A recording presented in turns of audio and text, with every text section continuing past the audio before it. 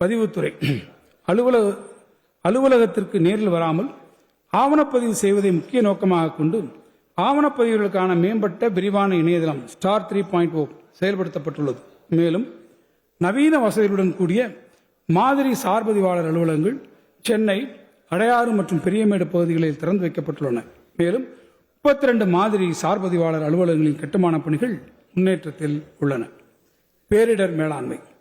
காலநிலை மாற்றங்களால் கடந்த சில ஆண்டுகளாக தொடர்ந்து வரலாறு காணாத வகையில் குறுகிய நேரத்தில் பெய்யும் பெருமழை, புயல், பெருவெள்ளம் ஆகியவற்றை தமிழ்நாடு தொடர்ந்து சந்தித்து வருகிறது. இயற்கை பேரிடர் பாதிப்புகளிலிருந்து விரைந்து மீண்டு வருவதை உறுதி செய்திட அரசு நிர்வாகத்தை தயார்படுத்தும் நடவடிக்கைகளில் இந்த அரசு கடந்த 5 ஆண்டுகளில் பெருங்கவனம் செலுத்தியுள்ளது. 2021 ஆண்டின் வெள்ளம், 2022 ஆண்டின் மாண்டஸ் புயல், 2023 ஆண்டின் இரட்டை பேரிடரான மிக்ஜாம் புயல் மற்றும் தென் மாவட்டங்களில் ஏற்பட்ட பெருவெள்ளம், 2024 ஆண்டின் கடுமையான பெஞ்சல் புயல் மற்றும் 2025 ஆண்டின் தித்வா புயல் ஆகியவற்றை இந்த அரசு திறம்பட கையாண்டுள்ளது. கடந்த 5 ஆண்டுகளில் இப்பேரிடர் பாதுகாப்புகளுக்கு நிவாரண நிதியாக ஒன்றிய அரசிடம் 50,922 கோடி ரூபாய் கோரியும் 1,151 கோடி ரூபாய் அளவில் சொற்பமான நிதியை மட்டுமே ஒன்றிய அரசு வழங்கியுள்ளது. வெப்ப அலையினை மாநிலம் சார்ந்த பேரிடராக அறிவிக்கப்பட்டதை தொடர்ந்து முதல் கட்டமாக 11 மாநகராட்சிகளுக்கு தனித்தனியே வெப்ப அலை செயல் திட்டங்கள் தயாரிக்கப்பட்டுள்ளன. நிலச்சரிவு அபாயங்களுக்கு உள்ளாகும் மேற்கு தொடர்ச்சி மலை மற்றும் கிழக்கு தொடர்ச்சி மலை மாவட்டங்களுக்கான பேரிடர் தணிப்பு திட்டத்தை தயாரிப்பதற்காக ஆய்வு மேற்கொள்ளப்பட்டு வருகிறது.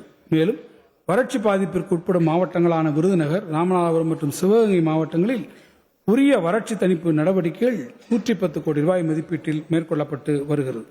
பேரிடர் அபாயத்தை திறம்பட மேலாண்மை செய்திடும் நோக்கோடு பெருநகர சென்னை மாநகராட்சிக்கான நகர்ப்புற பேரிடர் மேலாண்மை ஆணையம் UDMA உருவாக்கப்பட்டுள்ளது.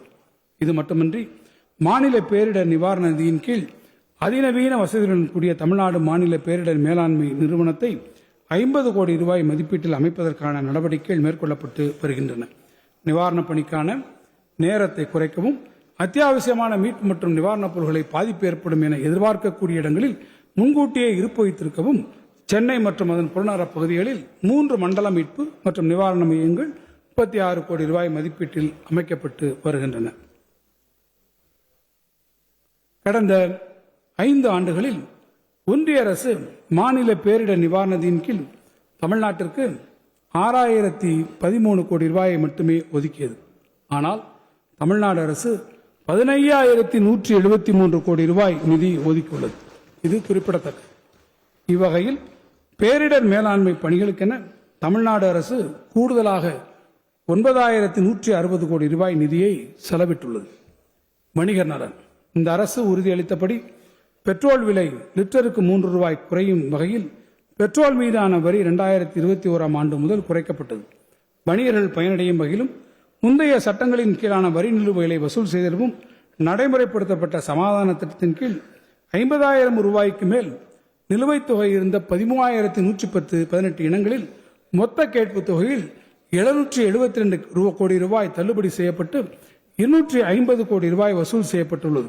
இது கடந்த காலங்களில் அறிமுகப்படுத்தப்பட்ட 6 சமாதான திட்டங்களுடன் ஒப்பிடுகையில் அதிகபட்ச வசூலான திட்டமாகும்.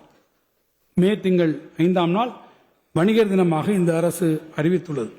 தமிழ்நாடு வணிகர் நல வாரியத்தின் மறைந்த உறுப்பினர்கள் குடும்பத்திற்கு வழங்கப்படும் குடும்ப நல உதவித்தொகை 5 லட்சம் ரூபாயாக உயர்த்தப்பட்டுள்ளது. மேலும் அந்த வாரிய உறுப்பினரின் நலனுக்காக திருமண உதவித்தொகையாக 10,000 ரூபாய் மற்றும் விபத்து கால இழப்பீட்டு உதவித்தொகையாக 25,000 ரூபாய் வழங்கும் 2 புதிய நலத்திட்டங்கள் நமது அரசால் அறிமுகப்படுத்தப்பட்டுள்ளன. உறுப்பினர்களின் வணிக தளங்களில் ஏற்படும் தீ விபத்திற்கு வழங்கப்பட்டு வரும் இழப்பீட்டு உதவித்தொகை 20,000 ரூபாயாகவும் உயர்த்தப்பட்டு உள்ளது.